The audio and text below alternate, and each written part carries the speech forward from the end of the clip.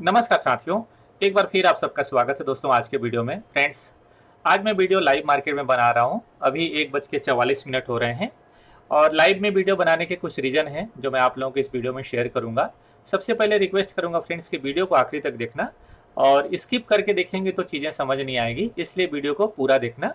भले आप after market देखिएगा, लेकिन आप वीडियो को पूरा देखिएगा।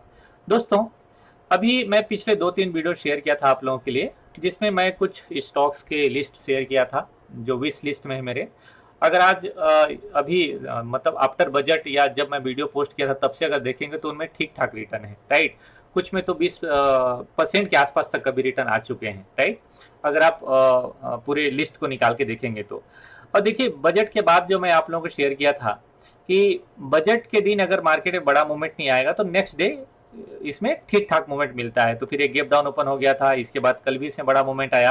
अभी बाजार अपर रेंज के आसपास जाके आज होल्ड कर रहा है और 2 दिन बाद मॉनेटरी पॉलिसी आएगा। तो बाजार के लिए एक नया की पॉइंट है मॉनेटरी पॉलिसी।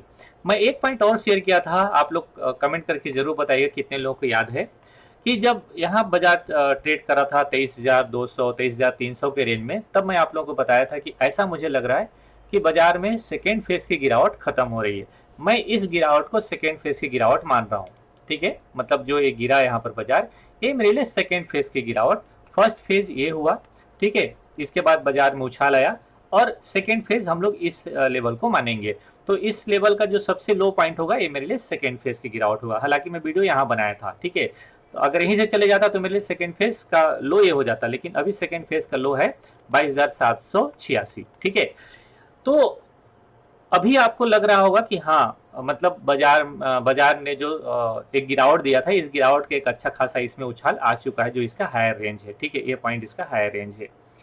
तो जैसे हम लोग यहाँ पर बात किए थे, मैं आप लोगों को बताया था फ्रेंड्स कि इसके बाद बाजार में एक गिरावट और आएगा। देखिए, ये प्रेडिक्ट करना और इसी बात पे चलना थोड़ा मुश्किल होता है। हो सकता है कि बाजार यहीं से ऊपर चले जाए, बट इसका कोई सिग्नल मिलेगा अपने को, ठीक है। अब आरबीआई का मॉनेटरी पॉलिसी हो सकता है कुछ बड़ा रेट कट आ जाए, क्योंकि देखिए 0.25% रेट कट की तो एक्सपेक्टेशन सबने किया है, राइट। लेकिन अगर मान लो 50 बेसिस पॉइंट की रेट कट हो गई तो फिर समझिए बाजार में एक बढ़िया आपको अप ट्रेंड देखने को मिलेगा।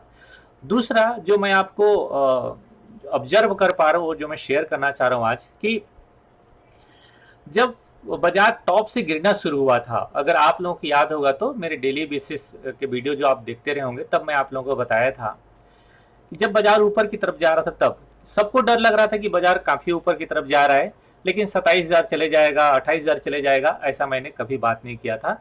लेकिन मैं नीचे की तरफ जरूर बात कर रहा था, बट इसका कोई सिग्नल मिल नहीं रहा था जब तक बाजार ने इस तरीके से कोई फॉल दिखाया नहीं, ठीक है। फिर बाजार में फॉल आना शुरू हुआ, लेकिन सिग्नल आपको, स्पेशली अगर मैं बात करूं मिड कैप स्मॉल कैप की, तो इधर मिला। इधर मैं आप लोगों के लिए वीडियो बनाया था कि देखिए यहाँ पर लार्ज कैप स्टॉक गिर चुके हैं, अब जो गिरेंगे मिड कैप और स्मॉल कैप के स्टॉक्स गिरेंगे। इसके बाद आप लोगों ने देखा हुआ कि मिड कैप और स्मॉल कैप दिसंबर में गिरना शुरू हुए और 10-12% गिर गए, राइट। इससे पहले तो मिड कैप के स्टॉक जब निफ्टी गिरा था, mid cap small cap all time high के आसपास ट्रेड करते हुए नजर आ रहे थे, ठीक है। तो मैं क्या करना चाह रहा हूं, यहां पर ऐसा क्यों समझ में आया था कि देखिए ऑलरेडी मिड कैप टॉप में ट्रेड कर रहा था, टॉप के आसपास ट्रेड कर रहा था, लेकिन लार्ज कैप गिर चुके थे। तो अगर पैसा शिफ्ट होगा, ठीक है, तो मिड कैप स्मॉल कैप इसलिए गिरना था और गिरना चाहिए था क्योंकि अगर शिफ्ट होगा, अगर सपोज करो कि लार्ज कैप से पैसा निकला है तो कहाँ जाएगा, ठीक है, कहीं तो गया होगा, राइट। तो अगर अब लार्ज कैप अच्छे भाव में आ गए तो सारे फंड हाउसेस या जो बड़े फंड हैं, ठीक है, उन लोग अगर एंट्री करना चाहेंगे तो पैसा कहाँ से निकालेंगे, मिड कैप और स्मॉल कैप से निकालेंगे, क्योंकि उनका भी काफी अच्छा एक्सपोजर रहता है, ओके, या रहा होगा। तो उन लोग निकाले होंगे और जब लार्ज कैप देखेंगे, चाहे रिलायंस देखो, टीसीएस देखो, एचडीएफसी देखो, कोई खास करेक्शन नहीं हुए, ठीक है। इसके बाद तो देखेंगे कि लार्ज कैप स्टॉक्स ऑलमोस्ट उसी भाव पे रह गए, कुछ कुछ स्टॉक गिरे जैसे एशियन पेंट वगैरह गिरा, राइट। लेकिन बड़े स्टॉक्स और रहे हैं जिनमें गिरावट कुछ खास आया नहीं। एचयूएल जैसा स्टॉक, ठीक है, आईटीसी जैसा स्टॉक, उसमें उसी लेवल, एसबीआई जैसा स्टॉक उसी लेवल में लोग ट्रेड करते रहे, ठीक है, दिसंबर के बाद।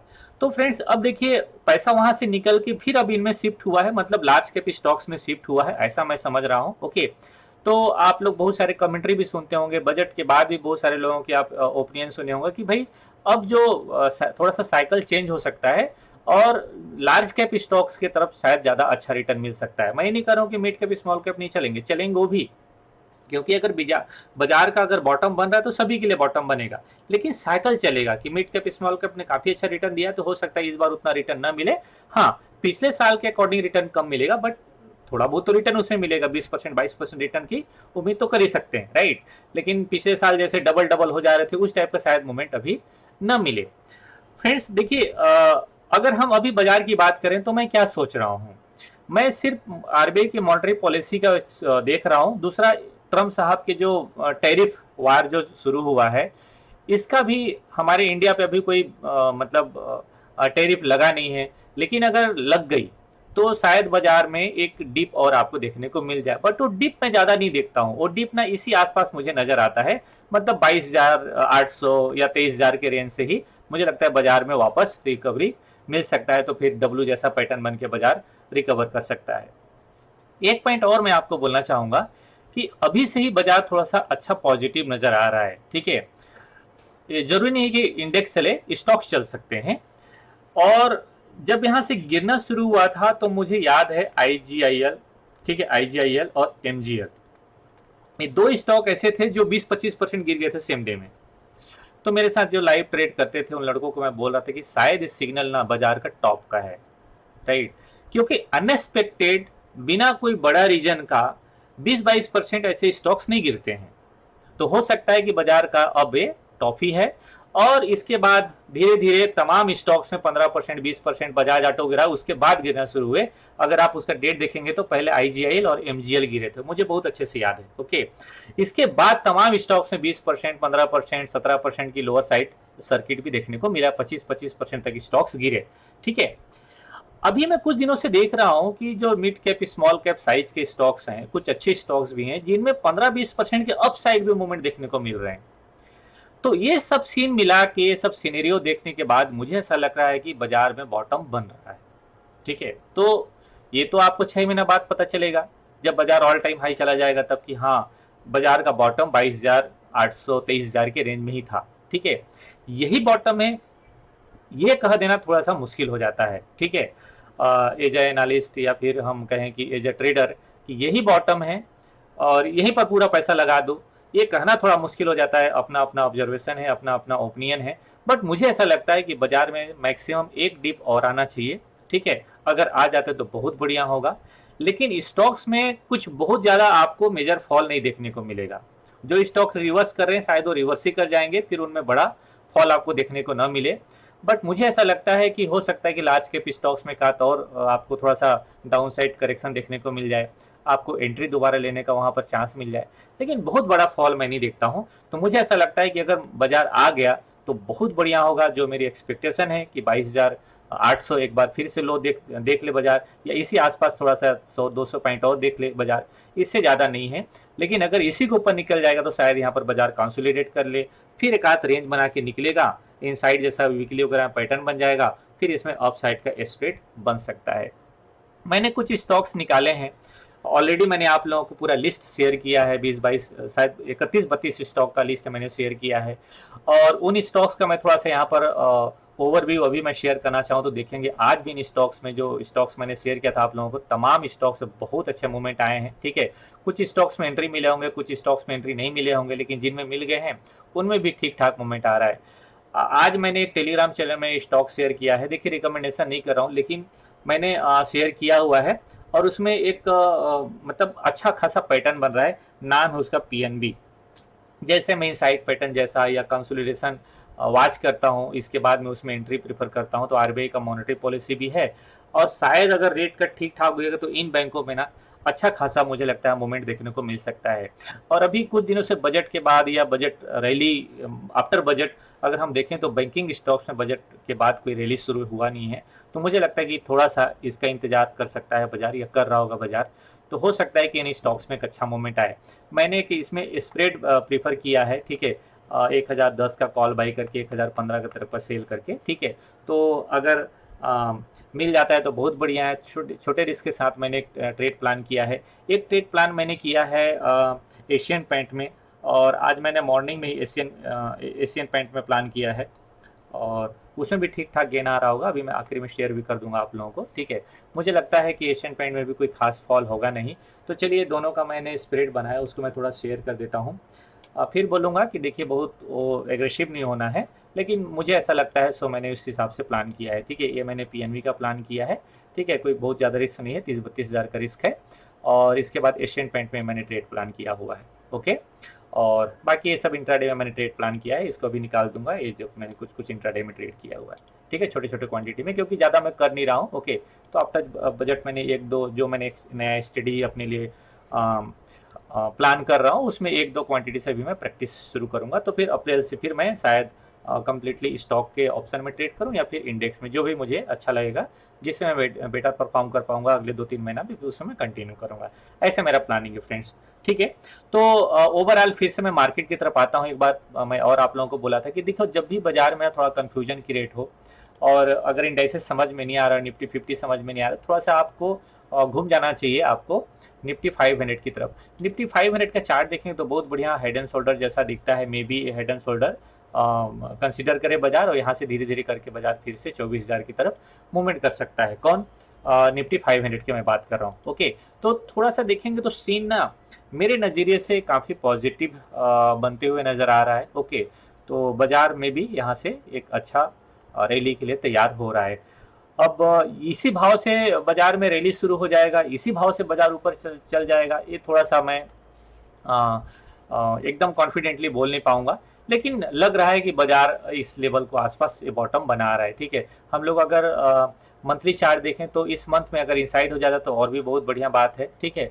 एक पॉइंट मैं और आप लोगों को बोला था कि देखिए, कंटिन्यू 4 महीना से ना बाजार में रेड कैंडल बनते हुए हमें कम नजर आता है, ठीक है। जैसे यहाँ पर था, लेकिन ये डोजी कैंडल है, इसके बाद यहाँ, इसके बाद ना आप पीछे जाओगे तो लगातार 4 महीना में रेड कैंडल नहीं है। तो हो सकता है इस महीना इनसाइड जैसा ही रह जाए, बड़ा मूवमेंट ना आए।